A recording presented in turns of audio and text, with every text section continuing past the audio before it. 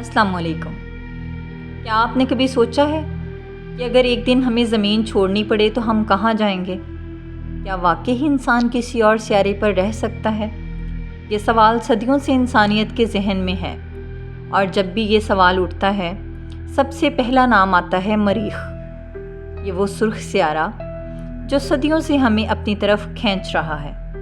तो आइए आज हम एक हैरत अंगेज़ सफ़र पर निकलते हैं, जहां हम ये जानने की कोशिश करेंगे क्या मरीख पर ज़िंदगी मुमकिन है।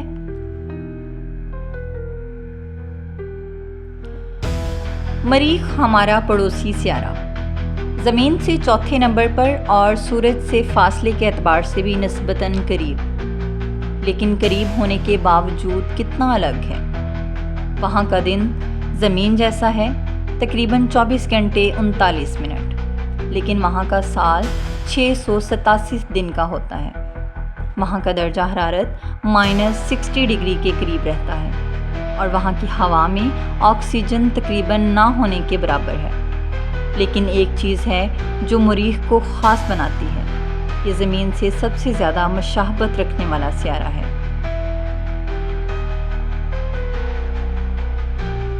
सदियों से इंसान आसमान को देखता आया है। पहले सिर्फ ख्वाब थे, फिर दूरबीनें आईं, और फिर 20वीं सदी में खला की दौड़ शुरू हुई।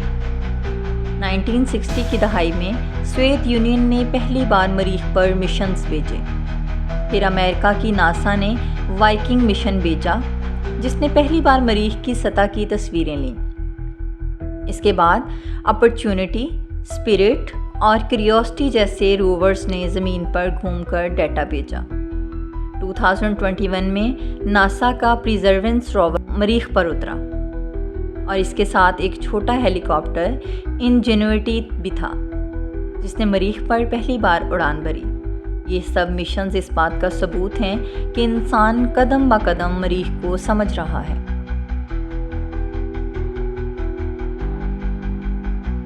अब ज़रा सोचिए कि आप मरीख पर पहुंच गए हैं, लेकिन वहाँ ज़िंदा रहने के लिए किन किन मसाइल का सामना करना होगा। ऑक्सीजन की कमी, ज़मीन पर हम जो सांस लेते हैं इसमें 21% ऑक्सीजन है, जबकि मरीख पर सिर्फ 0.13%, यानी वहाँ स्पेस सूट के बगैर एक लम्हा भी ज़िंदा रहना नामुमकिन है।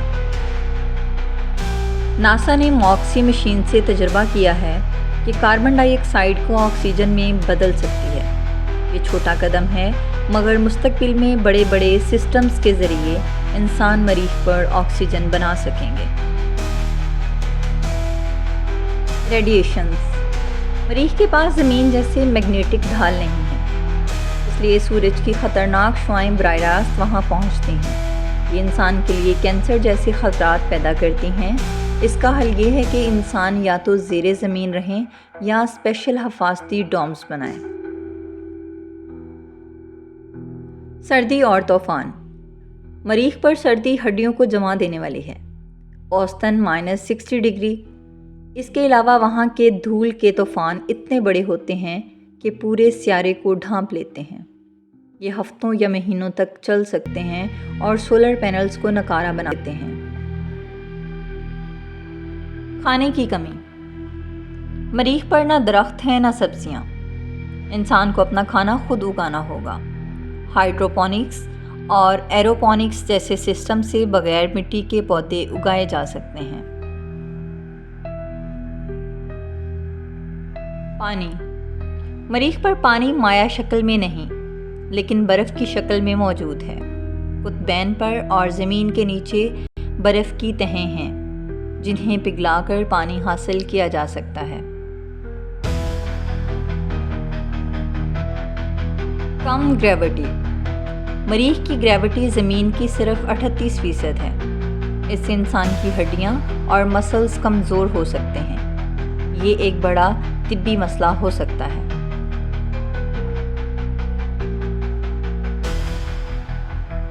अब आइए मुस्तकबिल के बारे में सोचते हैं।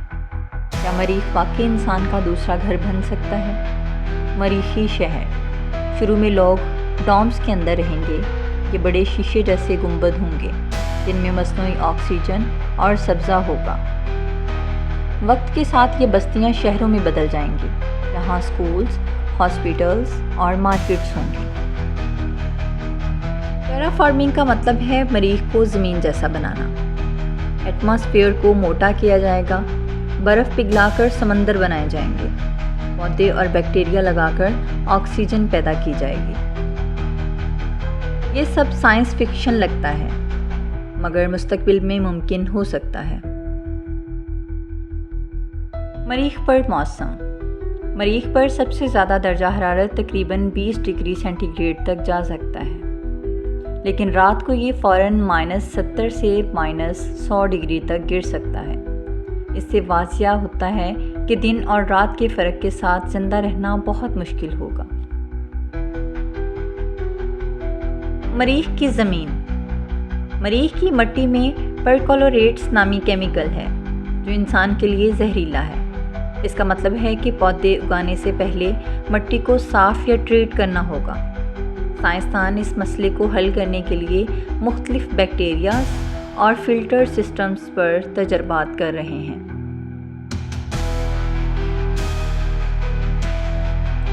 मरीख पर पानी की तलाश। 2018 में यूरोपीय स्पेस एजेंसी ESA ने ऐलान किया है कि मरीख की बर्फ़ के नीचे एक बहुत बड़ी झील दरियाफ्त हुई है। ये झील तकरीबन 20 किलोमीटर चौड़ी है। ये दरियाफ्त बहुत अहम है क्योंकि जहाँ पानी है वहाँ ज़िंदगी के इम्कानात बढ़ जाते हैं। मरीखी दिन। मरीख पर एक दिन को सोल कहा जाता है। नासा की टीम के साइंसदान ज़मीन पर भी मरीखी घड़ी के हिसाब से काम करते हैं ताकि रोवर्स को सही वक्त पर हदायत दे सकें। मरीख पर रहाइश के लिए आइडियाज़। साइंसदान कहते हैं कि मरीख पर पाए जाने वाले ज़ेरे ज़मीन लावा ट्यूब्स महफूज रिहाइश का बन सकती हैं क्योंकि वो रेडिएशंस और तूफ़ान से बचाएंगी। 3D printing.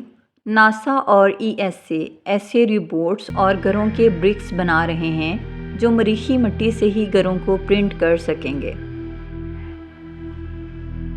मरीख के मिशंस की ताज़ा अपडेट्स। परसिवरेंस रोवर्स ने मरीख पर पत्थरों के नमूने इकट्ठे किए हैं जिन्हें आइंदा मिशंस के ज़रिए ज़मीन पर लाया जाएगा। इनके मुताबिक 2050 तक मरीख पर 1 मिलियन लोग बसाए जा सकते हैं। ये सवाल बहुत अहम है कि हम मरीख पर जाना क्यों चाहते हैं। कुछ लोग कहते हैं कि ज़मीन तबाह हो रही है इसलिए हमें एक बैकअप प्लान चाहिए। कुछ कहते हैं कि इंसान की फितरत है हमेशा आगे बढ़ना, दरियाफ्त करना। शायद दोनों बातें दुरुस्त हैं। अगर हम मरीख पर आबाद हो गए तो ये हमारी तहज़ीब का नया बाब होगा। एक दिन मरीख के बच्चे ज़मीन को सिर्फ तारीख़ की किताबों में पढ़ेंगे और एक दिन वो मुश्तरी या दूसरे सियारों की तरफ सफ़र करेंगे। मरीख पर जाने का वक्त। ज़मीन और मरीख के दरमियान सफ़र करने में तकरीबन 6 से 9 माह लग सकते हैं। ये वक़्त रॉकेट की रफ़्तार और दोनों सियारों के मदार की पोजीशंस पर मुनहसर होता है। इस दौरान खलाबाजों को माइक्रोग्रेविटी, बोरियत और महदूद वसाइल जैसे मसाइल का सामना करना पड़ता है। क्या आप मरीख पर जाना चाहेंगे अगर मौका मिले? क्या आप ज़मीन छोड़कर हमेशा के लिए किसी और सियारे पर रह सकते हैं? क्या आप चाहते हैं कि आपके पोते पोतियाँ मरीखी कहलाएं? ये थी आज की हैरत अंगेज़ कहानी। क्या मरीख पर ज़िंदगी मुमकिन है? अगर आपको ये सफ़र पसंद आया तो चैनल को सब्सक्राइब करें, वीडियो को लाइक और शेयर करें और कमेंट्स में अपनी राय दें।